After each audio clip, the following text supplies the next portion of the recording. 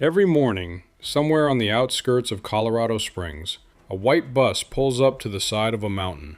The people climbing aboard are wearing uniforms: Air Force, Army, Navy, Marines, a few Canadians. They're going to work. The bus drives them straight into the mountain, through a curved tunnel that runs nearly a mile through solid granite, past two steel doors that weigh 25 tons each, past underground lakes built by the military, and finally into a cluster of 15 freestanding buildings sitting on more than 1,000 giant springs. This is the Cheyenne Mountain Complex, and the people who work here have one of the strangest jobs in the United States military. They live their daily lives 2,000 feet under solid rock, inside a facility specifically engineered to keep functioning after everything outside has stopped. There's a bar, there's a chapel, a gym, a medical clinic, a dental clinic, a cafeteria, and a fire station. There are no windows anywhere, because there's nothing for a window to look at except granite. To understand what it actually feels like to work down there, you have to start with why anyone built it in the first place. In the late 1950s, the United States had a problem. The Soviet Union had just demonstrated that it could put a satellite into orbit. Sputnik was harmless on its own, but it proved something serious. If you could put a metal ball into space, you could put a nuclear warhead on the other side of the world in about 30 minutes. That meant the military's existing command center, an above-ground building at Ent Air Force Base in Colorado Springs, had a problem of its own. It would not survive a single warhead. And if the building didn't survive, neither would the people whose job it was to coordinate America's response to a nuclear attack. So the Air Force decided to build something that could survive. The Army Corps of Engineers spent 6 years carving a hole inside Cheyenne Mountain, a 9,570-foot granite peak just outside Colorado Springs. They chose Cheyenne specifically because of the rock. The granite was solid all the way through, with very few of the soft veins that would split apart in a blast. They removed nearly 700,000 tons of stone from the inside of the mountain. Most of it ended up in a parking lot at the base. The complex opened in 1966. It cost about $142 million in 1960s money, which works out to roughly $1 billion today. The official mission was simple: watch the skies for incoming Soviet missiles. Tell the president. Fast enough that the country could respond. That mission has not stopped since. What's strange about Cheyenne Mountain is not the depth. Plenty of military installations are deep underground. What's strange is what they did with the space once they finished digging.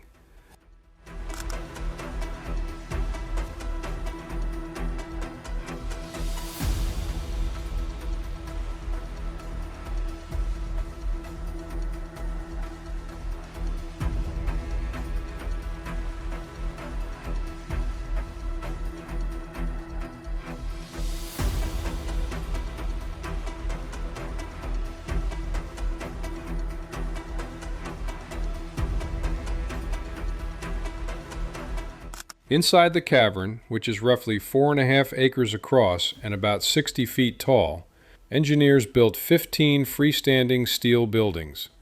13 of them are 3 stories, the other 2 are 2 stories, and none of them are anchored to the granite around them. Instead, each one sits on more than 1,000 enormous steel springs, weighing about 1,000 pounds apiece. The reason is simple. If a 30-megaton warhead detonated within 1.5 miles of the complex, the entire mountain would shake. The buildings would shake too. The springs are designed to absorb that shock so that no building moves more than an inch in any direction. The buildings themselves are wrapped in 3/8-inch Navy-grade welded steel, the same material used on aircraft carrier hulls. The walls and tunnels are thick enough to block an electromagnetic pulse. A high-altitude nuclear detonation could fry every electronic device for hundreds of miles around, and the systems inside Cheyenne Mountain would keep running. The 2 blast doors at the entrance are 3 feet thick. They weigh 25 tons apiece. They're hinged so that the shock wave from an external blast actually slams them shut harder, sealing the complex from the outside world. The doors take about 45 seconds to close. During the early decades of the Cold War, one was always shut while you walked through the other. They closed both for the first time in years on September 11th, 2001. Walk past those doors and the place stops feeling like a bunker. It feels like a regular workplace. About 350 to 500 people work inside the mountain on a typical weekday. That number drops to around 120 on nights and weekends. Some are operators monitoring screens.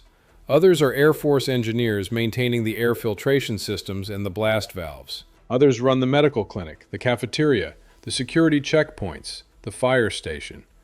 The personnel who work down there describe the experience the same way over and over. The corridors are gray. The light is fluorescent.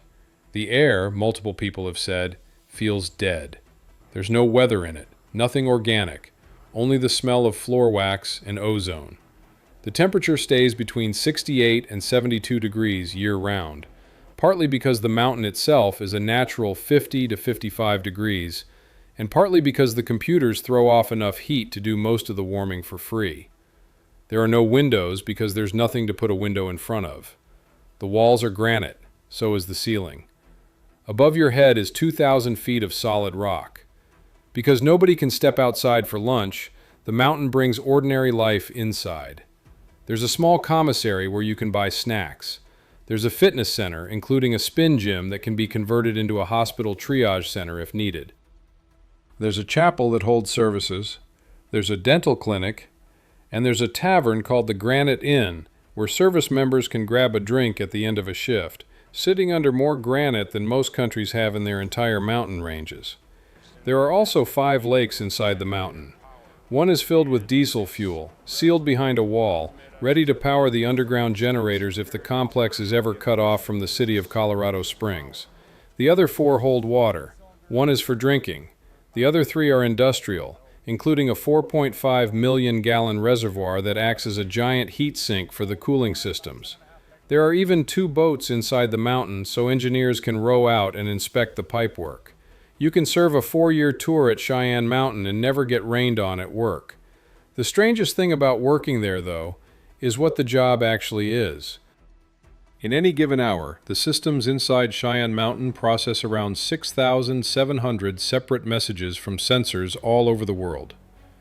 Radar feeds from the Arctic, satellite data on missile launches, tracking information for thousands of objects in orbit. The job is to look at all of it, in real time, and decide whether any of it adds up to a nuclear attack on North America. Most of the time it doesn't. But twice, in less than a year, it nearly did.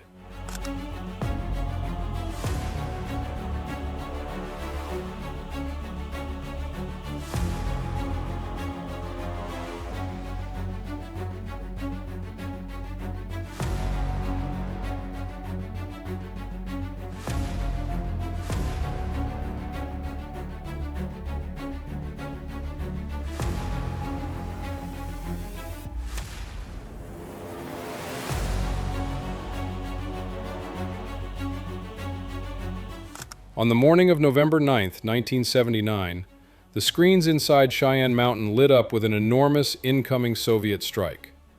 Officers on shift saw what looked like more than 1,000 missiles inbound. The same picture appeared simultaneously at the Pentagon, at Strategic Air Command, and at the alternate command post in Maryland. Minuteman launch crews in the western United States got preliminary launch warnings. Bomber crews ran for their planes.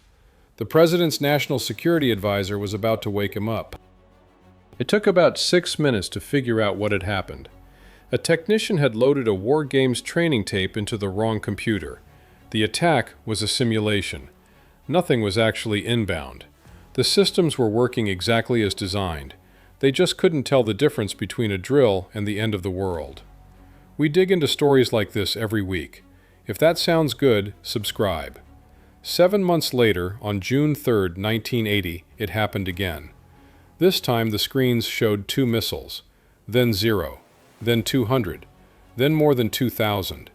The pattern was incoherent, but launch crews were warned and aircraft were prepared anyway. The cause turned out to be a single defective integrated circuit. A 46-cent computer chip, deep inside one of the mountain's machines, had failed in a way that randomized the numbers it was reporting. 2 false alarms in 7 months, both inside Cheyenne Mountain. Both nearly the worst thing that has ever happened. The people on shift those nights did their jobs. The redundant systems caught the error. The chain of human judgment held. But it's worth thinking about what those moments actually meant for the men and women in the room. Their job, on a normal day, is to watch screens. Their job on those 2 days was to decide, in a window measured in minutes, whether to recommend a response that would have killed hundreds of millions of people. Then go home, get some sleep, and come back the next morning on the white bus. Talk to anyone who has done a tour inside the mountain and the same themes come up. The light is the same at noon and at midnight. The air is the same. There are no seasons. You don't see the sun for the entire shift. You don't see anything alive that wasn't carried in by another human being. There are workarounds. The complex has outdoor recreation areas at the surface entrance. There's a hiking trail that opened in 2018, a basketball court, a softball field, even a putting green.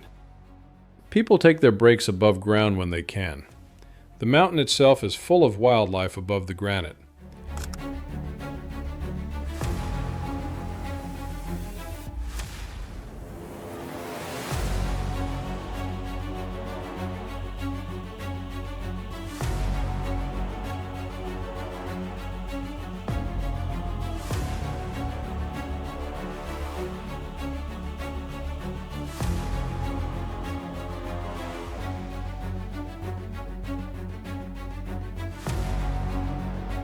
The deputy director once told a reporter the mountain has 3 black bears, 70 turkeys, 2 mountain lions, and an occasional fox.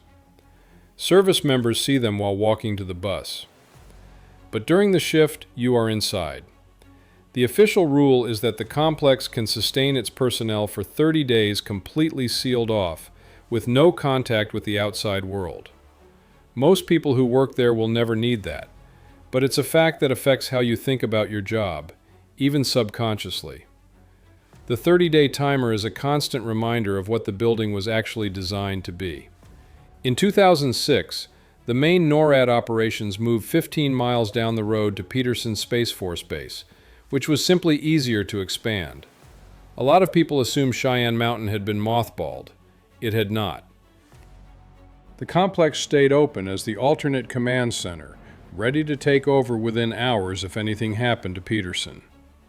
In 2015, parts of the operation actually moved back into the mountain.